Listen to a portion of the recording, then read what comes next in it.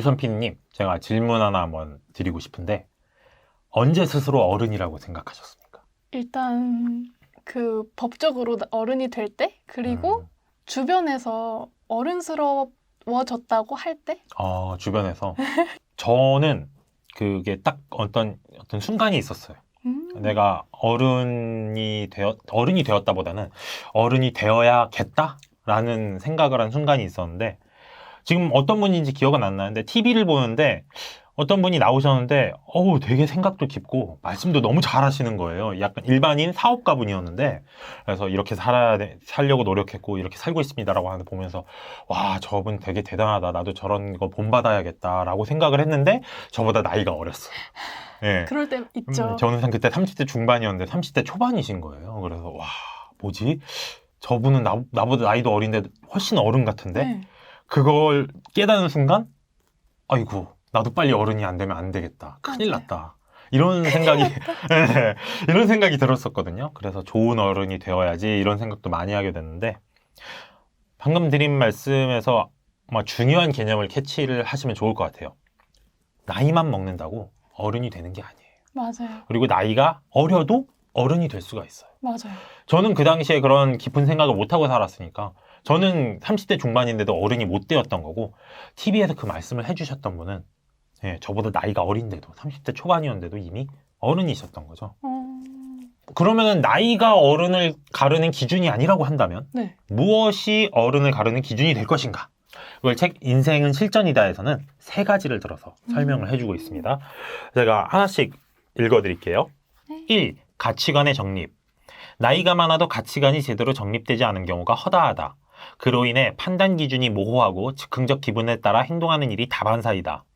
가치관은 마음 먹는다고 생기지 않는다. 세상에 대한 이해, 그리고 자기 자신에 대한 파악이 제대로 이루어져야 스스로 의미 있는 선택과 행동을 할 수 있는 기준을 세울 수 있다. 전 이 말 되게 좋은 말이라고 생각을 하는데, 여기서 중요한 단어가 저는 가치관을 네. 다르게 말하면 기준이 필요하다는 거예요. 기준. 나는 삶에 대한 가치관이 있어. 저는 이 말을 또 이렇게도 바꿀 수 있다고 생각을 해요. 나는 내 삶에 대한 철학이 있어. 예.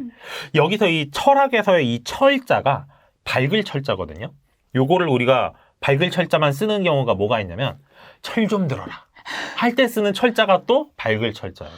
그러니까 가치관이 있다, 철학이 있다는 그런 걸 갖고 있는 사람은 철이 든 사람이다 라고 말을 할 수가 있는 거죠. 네. 그래서 여기서 말한 것처럼 가치관이 정립돼 있어야 어른의 조건을 갖추고 있다, 이렇게 말씀드릴 수가 있을 것 같아요. 그럼 PD님은 가치관의 정립을 언제 하세요? 가치관의 정립이라는 게, 사실 가치관도 그걸 따져봐야 되는 게, 어떤 모든 것을 아우르는 하나의 가치관은 사실 없어요. 상황마다 다르고 케이스마다 다른 가치관이 성립할 수밖에 없거든요. 예를 들어서 저 같은 경우에는 어떤 사안에 있어서는 되게 보수적인 관점을 가지고 있어요. 그런데 또 다른 사항에 관해서는 되게 진보적인 관점을 가지고 있어서 모든 상황을 아우르는 그런 가치관은 없지만 상황마다 이렇게 가치관을 가지면서 살아가거든요. 이런 거를 제가 많이 얻었던 게 영화였던 것 같아요. 영화를 되게 많이 보는데, 그럼 영화에는 각 인물들이 처한 상황들이 나오잖아요. 거기서 예를 들어서 저는 거짓말의 경우에는 전 선한 거짓말은 괜찮다고 생각을 하는 편이에요. 왜냐면은 그런 선한 거짓말 덕분에 뭔가 훈훈한 상황을 그리는 영화들을 많이 봤거든요. 그래서 거짓말이라고 모든 것이 나쁜 건 아니다. 또는 어떤 거짓말은 오히려 행복을 부를 수도 있다. 이런 거를 그런 영화들을 보면서 깨달아서 그게 제 가치관이 된 거예요. 거짓말에 관한. 선한 거짓말도 있을 수 있다라는 게 제 가치관이 되는 거죠. 그런 식으로 저는 이것도 픽션을 많이 봐야 되는 이유가 되지 않을까 싶어요. 이렇게 우리가 배우는 어떤 논픽션들, 사회과학 책들이나 자기계발 책들은 좀 정답에 가까운 이야기를 해주잖아요. 하지만 가치관은 정답이 따로 없는 경우가 많아요. 그러면 그거는 내가 더 많이 공감하고 더 나와 비슷한 상황에 있는 사람이 내린 결정을 따라가는 게 맞을 수도 있거든요. 그럼 그 비슷한 상황들을 어디서 간접 체험할 수 있느냐? 소설, 이야기에서 간접 체험할 수 있기 때문에 전 그래서 픽션을 많이 봤고, 픽션에서 제 삶의 가치관들을 많이 정립할 수 있었던 것 같아요. 그러면 저는 에세이로 그렇게 많이 했었어요. 책 에세이요. 그것도 좋은 방법이죠. 저는 가치관 정립이 필요할 때 너무 막막했거든요, 처음에. 근데 저랑 좀 결이 비슷한 사람을 찾아서 그 사람의 글들을 계속 읽고 그 사람이 쓴 책을 읽고 사실 그게 신영준 박사님인데 그 사람의 이제 가치관을 조금 저랑 맞는다고 생각이 들어서 많이 따왔어요. 근데 저랑 되게 비슷해요, 생각이. 아, 그래서 좀 쉽게 갈 수 있는 방법이라고 생각해요, 가치관 정립에서. 졸업 선물 이런 책이랑 되게 열심히 봤어요, 예전부터. 근데 이번에 나온 걸로 봤을 때는 좀 더 업그레이드된 부분이 있었거든요. 네. 그래서 제 가치관을 재정립할 수 있는 기회였어요, 이 책으로 하여금. 사실 그 박사님이 예전에도 이제 에세이를 쓰셨고 네. 지금 이 인생은 실전이라든지 에세이 책인데 예전 책하고 지금 책하고 비교를 해보면은 가치관이 달라진 것들이 있어요. 맞아요. 예. 하나 예를 들면은 이 책을 보면은 내가 40대에 자기 개발을 꾸준히 하는 이유에 대해서 설명하는 챕터가 있거든요. 그런데 예전 책에는 내가 30대에 자기 개발을 꾸준히 하는 이유에 대해서 또 말씀을 하셨어요. 그 둘을 보면 이유가 달라요. 그러니까 자기 개발을 꾸준히 하는 이유가 30대와 40대가 다르다는 거죠. 저는 이것도 좀 중요하다고 생각을 하는 게 가치관이 정립되어야 한다고 가치관이 고정되어야 한다는 말은 아닙니다. 맞아요. 그런 삶의 기준은 시대와 맥락에 따라서 달라질 수밖에 없어요. 그리고 단순히 시대뿐만이 아니라 30대에 내가 생각하는 중요한 것과 40대에 내가 생각하는 중요한 것도 달라질 수밖에 없어요. 왜냐면 내가 바뀌었으니까. 10년 동안 내가 바뀌었으니까 기준도 바뀌어야 되잖아요. 그래서 저는 가치관의 정립을 제대로 하는 어른, 좋은 어른이란 끊임없이 배우는 어른일 것 같아요. 예. 옛날에 고리타분한 시절에 만들어 놓은 가치관을 가지고 아 이게 진리다 라고 생각하고 거기 멈춰버리는 순간 오히려 제대로 된 가치관을 정립할 수 없는 어른이 되는 거죠. 네. 그래서 가치관의 정립이 좋은 어른의 첫 번째 조건이고 이를 이루어 나가려면 끊임없이 공부하는 자세가 필요하다. 이렇게 말씀을 드리고요. 두 번째 어른의 조건은 운에 대한 인지입니다. 나이가 많다는 것의 진짜 강점은 무엇일까? 개인적으로 직접 관찰이라고 생각한다.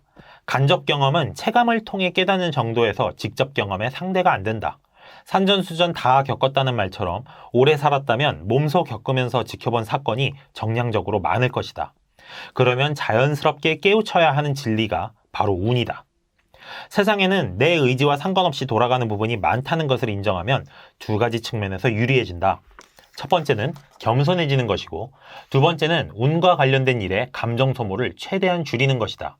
내가 통제할 수 없는 영역을 명확하게 인지하면 불필요한 스트레스가 확연하게 줄어든다.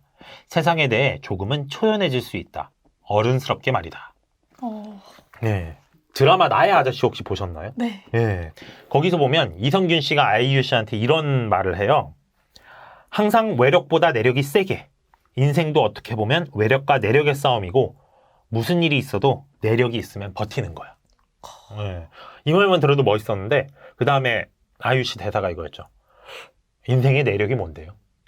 그러니까 이제 그 말을 듣고서는 당황하죠. 그리고 나도 몰라. 이렇게 드라마에서 나오는데 와.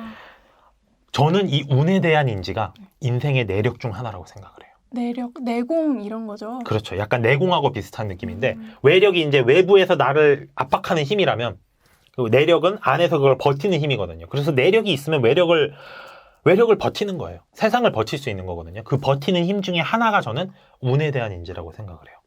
왜냐하면 운이라는 게 세상에 존재한다는 걸 우리가 인식하고 있어야 돼요. 사실 인간의 뇌는 본능적으로 운이 없는 세상을 원합니다. 뭔가 사건이 벌어지면 그 사건의 원인이 있어야 된다고 생각을 하고 패턴이 있어야 된다고 생각을 해요. 하지만 실제 벌어지는 일들은 어떻죠?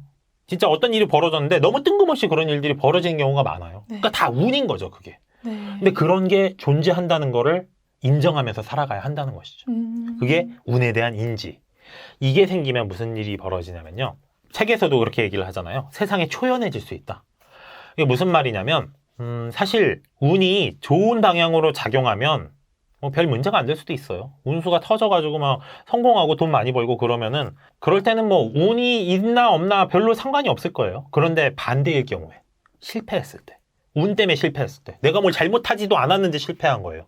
그럴 때 운에 대한 인지가 없으면 사람이 조급해집니다. 맞아. 내가 뭘 잘못했지? 제대로 다음에 잘하려면 뭘 더 잘해야 되지? 막 이러면서 계속 조급하게 성공을 향해서 막 아둥바둥 살게 되는데 그때 이제 제대로 생각을 해봐야 된다는 거죠. 내가 왜 실패했는지, 내 실력 때문이 아니라 운 때문에 실패한 건 아닌지 그 가능성을 따져볼 줄 알 때, 오히려 이제 따져볼 줄 알고 그게 운이라는 걸 판단하고 나면 오히려 사람이 여유가 생깁니다. 아, 이건 내가 아둥바둥 한다고 해결할 수 있는 일이 아니구나. 난 이거를 해결하려고 아둥바둥 하는 것보다는 다음에 좋은 기회가 올 때를 놓치지 않기 위해서 제대로 준비해야겠다. 즉 인생을 제대로 사는 방법 중에 하나를 깨우쳐 가는 거죠. 네. 그런 식으로 인생에 여유가 생기고 그게 더 커지면은 인생이 초연해지게 되는. 네. 그것이 이제 외력을 버티는 인생의 내력이 아닐까. 저는 그렇게 생각을 해요. 그러니까 통제할 수 있는 일과 없는 일을 구분하는 게 정말 중요하다고 하잖아요. 그렇습니다. 네. 그거를 잘 한 다음에 또 내가 통제할 수 없는 부분은 초연해야 한다는 것. 사실 통제할 수 없는 거를 통제할 수 있다고 착각하면 맞아요. 비극이죠. 얼마나 스트레스가 큽니까. 네. 사실 통제할 수 없는 것 중에 대표적인 게 바로 사람의 마음입니다. 사람 마음은 마음대로 안 돼요. 심지어 내 마음도 마음대로 안 돼요. 맞아요. 이게 대표적인 이야기가 기수와 코끼리거든요. 코끼리 위에 기수가 앉아 있습니다. 근데 기수는 오른쪽으로 가라고 명령을 해요. 근데 코끼리가 그 명령을 무시해버리면 어떡하죠? 그냥 왼쪽으로 가는 거예요. 네. 이 코끼리 위에 앉은 기수가 이성이고요. 네. 코끼리가 바로 감성입니다. 우리를 행동하게 하는데 더 큰 힘을 발휘하는 건 바로 감성이에요.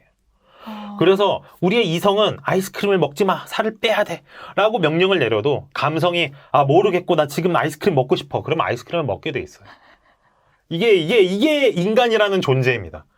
이게 기수와 코끼리 이야기고 그래서 이성보다 감성을 자극하는 게 더 중요하고 그러니까요. 이렇게 우리 삶에 통제 불가능한 것들이 있다는 거. 심지어 그게 내 내면에도 존재한다는 거. 그걸 깨닫는 순간 인생을 살아가는 전략이 완전히 바뀌게 돼버리는 것이죠. 네. 어른의 조건 세 번째는 맥락에 대한 이해입니다. 예. 그때는 틀리고 지금은 맞다. 이 말은 얼핏 말장난 같지만 사실 맞는 말이다.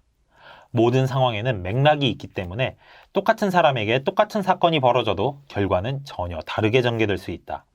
따라서 맥락을 이해하는 것은 정말 중요하다. 하지만 나이값 못하는 사람에게는 맥락을 전혀 파악하지 못한다는 특징이 있다. 그래서 그들은 나 때는 말이야 라는 말로 이야기를 시작한다. 안타깝게도 그때와 지금은 모든 상황이 다르다. 네. 그때는 틀리고 지금은 맞다. 이 말이 맞는 말이라는 거. 네. 네. 이게 세상은 계속 변하잖아요. 그래서 앞에 제가 해드린 이야기가 또 나와요. 공부를 계속 해야 돼요. 공부를 멈출 수가 없어요. 세상이 계속 변하니까. 심지어 이제는 변하는 속도가 너무 빨라졌어요. 맞아요. 네. 그걸 공부하지 못해서 시대를 따라가지 못하면 다시 말하면 맥락을 따라가지 못하는 게 되고 그러면 지금 이게 맞는 건지 틀린 건지도 모르는 답답한 상황이 돼버리는 거죠. 그래서 만약에 시대가 바뀐 걸 모르고 네. 옛날에는 맞았던 게 지금은 틀린 거라는 걸 모르게 된다면 네. 그게 뭐다? 그게 바로 꼰대. 예, 꼰대입니다. 그리고서는 이제 나 때는 이게 맞았단 말이야 라고 얘기를 하는데 그럼 거기에 우리가 해줄 수 있는 말은 이거밖에 없죠. 지금은 틀리단 말이야. 예. 그런데 그걸 계속 맞다고 우기고 예, 소통이 안 되고 그러면 이제 꼰대가 나오는 거다. 이렇게 말씀드릴 수밖에 없습니다. 그러면 옛날 지혜가 다 꼰대 소리냐? 이건 또 아니거든요. 그렇죠? 옛날 지혜 중에도 오늘의 우리가 보고 듣고 배워야 할 만한 이야기들이 있어요.